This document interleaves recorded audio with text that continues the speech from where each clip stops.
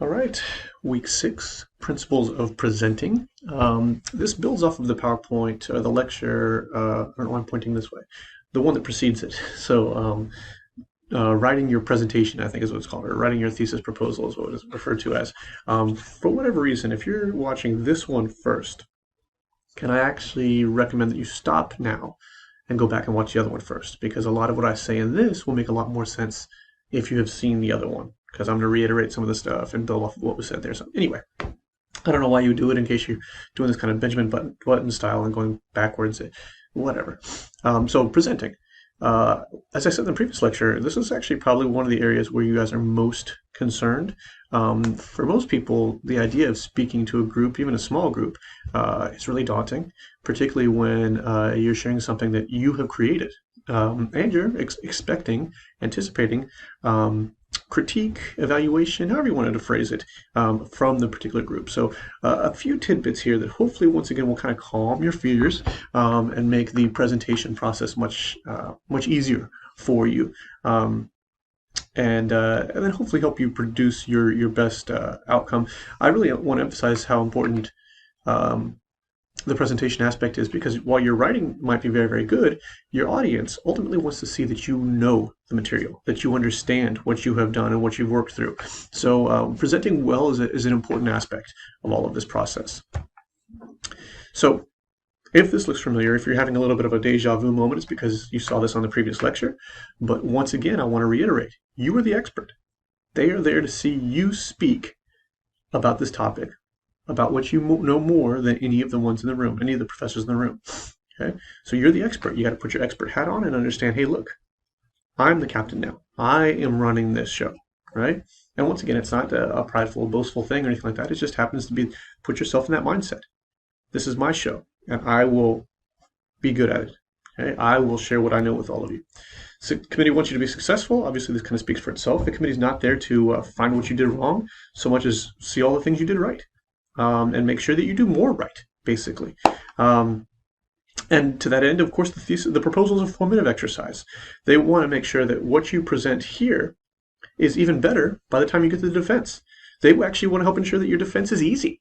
Because if you show them, okay, here's where I am, they can say, okay, well, based on where you are, this is what you need to do to make sure that by the time you get to the defense, you're going to crush it, and it'll be brilliant, right? So that's kind of the idea. This is about, hey, coach me. It's a teaching, coaching sort of moment, right? That's what they're doing here. So kind of, as I said, going with that mentality should make it a lot easier. Some guidelines, right? And if I could make this font really, really big without throwing off the whole formatting of the slide, I would have, but for the love of God, please don't read your slides. Please don't read your slides. Let me say it one more time. Please don't read your slides. And I know, and it's unfortunate, and it drives me up the wall. I'm sure all of you have at one point had a professor, probably not at this school, of course, but other schools that read verbatim from their slides, right? And in some cases, I actually had professors that read from their slides and didn't say anything else. Like, it wasn't like, okay, well, I'm going to read this, and then I'm going to elaborate. It was, I'm going to read. And would spend the entire lecture just reading. And painful. Your committee will see this. If you just sit there and read from your slides, your committee will see this as, I don't know what I'm talking about. I'm not comfortable with this information. And therefore, I have to read what I wrote, because otherwise I don't know it, right?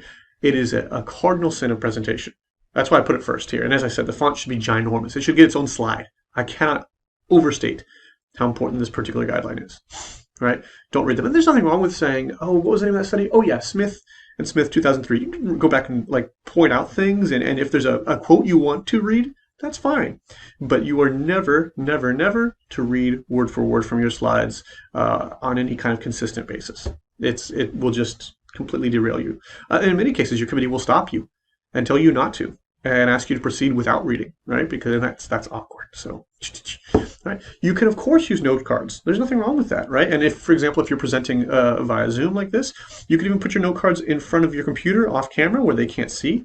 And as you're speaking, just slide the note cards over and then keep speaking like this, right? Once again, I wouldn't read from the note cards, but if you got little bullet points that are helping organize what you're saying, do it that way. That's perfectly all right. There's nothing wrong with note cards.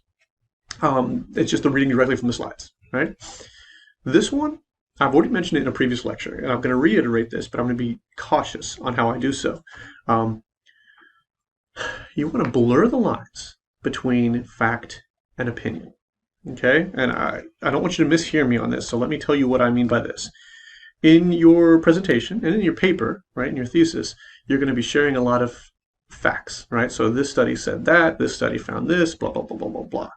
And essentially what you're doing is you're taking all of those and then interpreting them collectively. And your interpretation is subjective. It's opinion. It's informed opinion, and hopefully it's well supported, right? But it's still opinion. When you present, you don't want your audience to think that's just their opinion. Like, you want to blend it so seamlessly that they will not know that in fact you've moved from facts to opinion and maybe back again, right?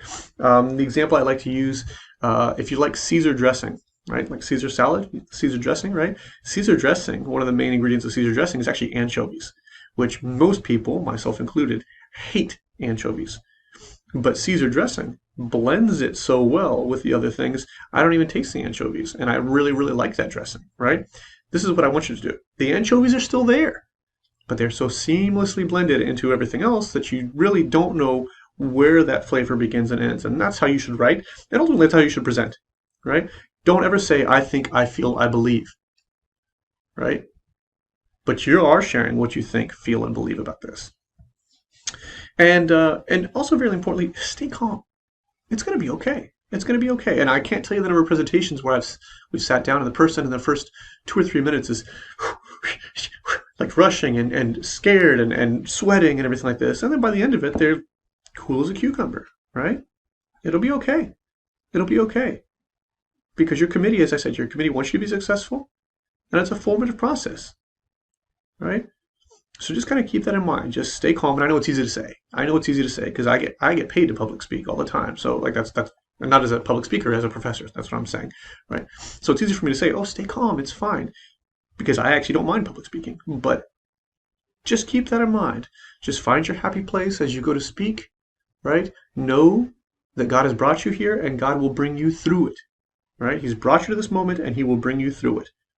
Okay, so stay calm and have faith, right? It will be okay. So some tips. Practice at least 3 times. Do not let your proposal, when you're in there with your committee, don't let that be the first time you've ever been through this proposal. It will not go as well as if you practice 3 times. Even if you're a natural public speaker and have no trepidation about this process, you will still do better if you have practiced. Okay?